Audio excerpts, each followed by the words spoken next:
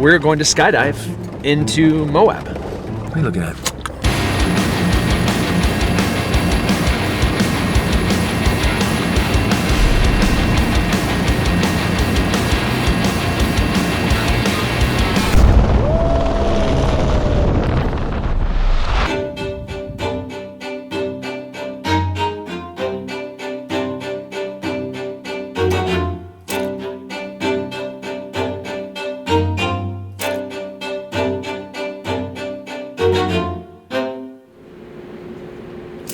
Man, we're headed out to Utah, Moab, with a bunch of badasses raising money for Folds of Honor. They're jumping out of airplanes. I'm not sure exactly what my role is gonna be.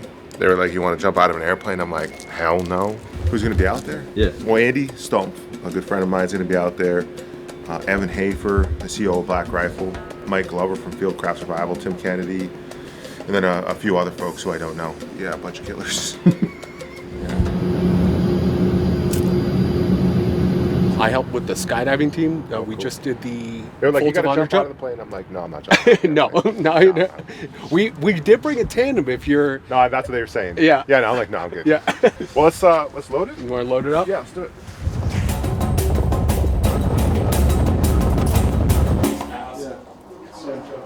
Don't worry about it. Put stuff where Cold plunging.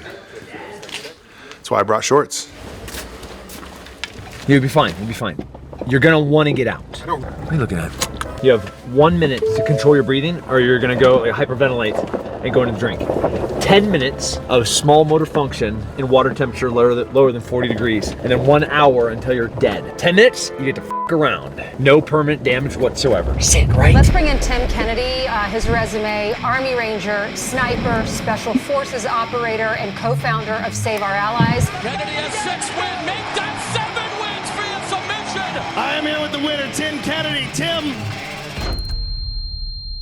So, Legacy Expeditions and Folds of Honor, the effort is to bring attention to veterans, fundraise for families and scholarships. So we're going to skydive into Moab. So a little bit of brotherhood, a little bit of community, a little bit of challenge, like right now, as we jump into hopefully nearly freezing cold water. Dude, this is dynamite. Dude, I've been on the cold plunge grinds for a few months, yeah. Every morning. Muscles like that, I'd do it too. Like those guys. Cold? Meh. Oh, it's warm? I mean, it's cold. Oh.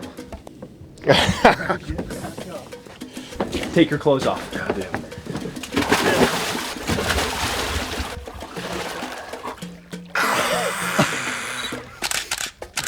You guys have more experience and stuff, like you're gonna beat them down. What's pretty cool is we just launched this new line. Technical outerwear made in America. A lot of these textiles we developed for hunting.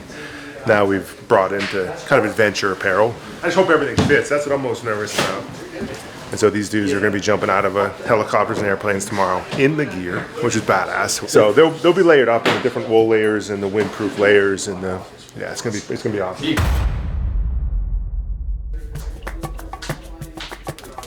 Yeah, like it's a complex little operation, but fortunately those guys are wicked smart, and I'm dumb enough to know just the very few things that I have to do, which is pull at an appropriate safe altitude and land without dying.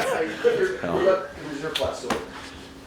Well, I've learned in life that it's better to have lower expectations than high. Andy Stumpf. Andy Stumpf is a retired Navy SEAL and member of SEAL Team 6. He's a retired Navy SEAL, pushing the limits again to help his fellow veterans. In 2007, Stumpf lost his best friend Jason Lewis in the line of duty. His extreme jumps have raised more than $100,000, but his sights are set on $1 million. Skydiving is a lot of fun until it's not. It's a high consequence activity. My hope is that everybody gets through today without getting hurt. We're doing a airplane jump and then a couple helicopter jumps, which can be a lot of fun. I find it to be cathartic to reconnect with those people and get people together who have a background in doing things like this, who have moved away from it largely. And then at the same time, you can use whatever platform you may have, whatever voice you may have, to lateral that attention off to the nonprofit. The helicopter is going to be landing in about 10 minutes, and we're going to move from our base camp to the airport where the fixed wing's waiting. Then we'll hop from the helicopters into the fixed wing to go fly over Moab, where we'll jump and free fall down into our DZ. My plan is to jump and pull without smashing my face into a rock that we're all surrounded by. That's it.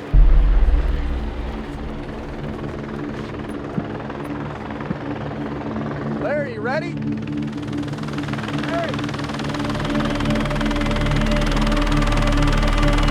We got oxygen up front if you need it. We will be jumping at 17,999 MSL, approximately 12,800 feet AGL. This north side of the runway, that's our release point.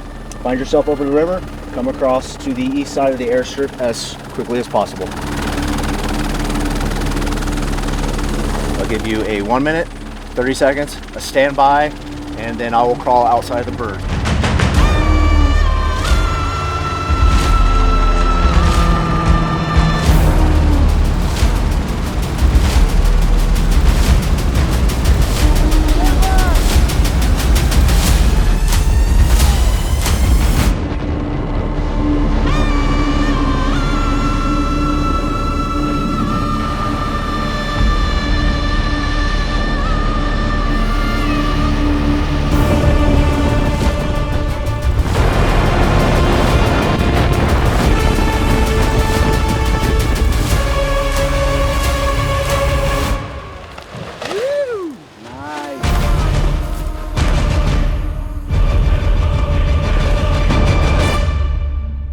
That's Tim. Look, what? Can you help Timmy? Because we're going to need to get him over here. Is he not going to make it? No. Yeah, can somebody drive over there?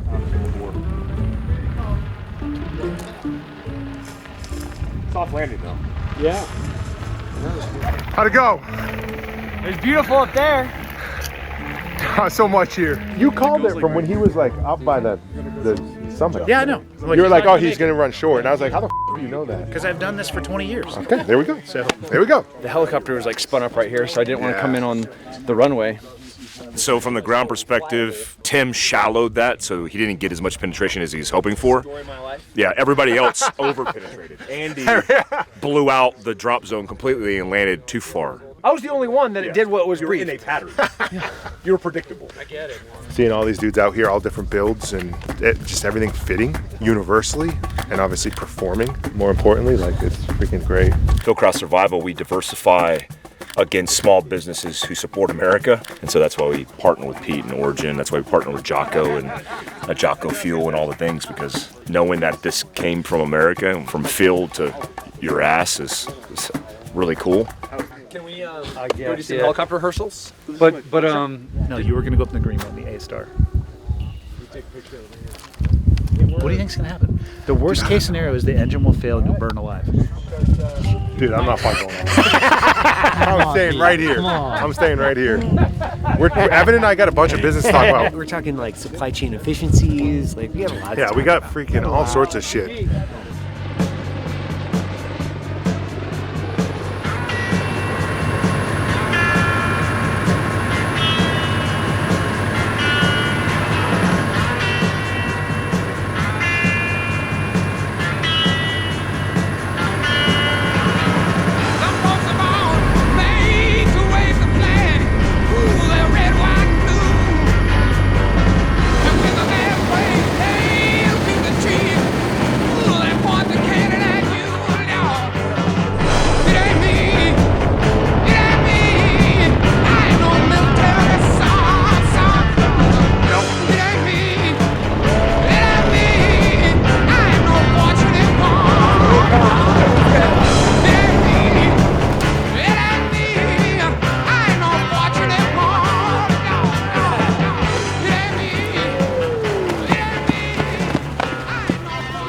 You're going in a helicopter? Yeah. Well, listen, he's a Black Hawk pilot, okay? So I trust America's armed forces and their training. Have you ever been in a helicopter? No. Do you want to go in a helicopter? No. It just doesn't make sense. It defies gravity. Man, I promise you, after this, you're sold. I promise. All right, Go enjoy. All right, thanks, brother. Don't tell my wife.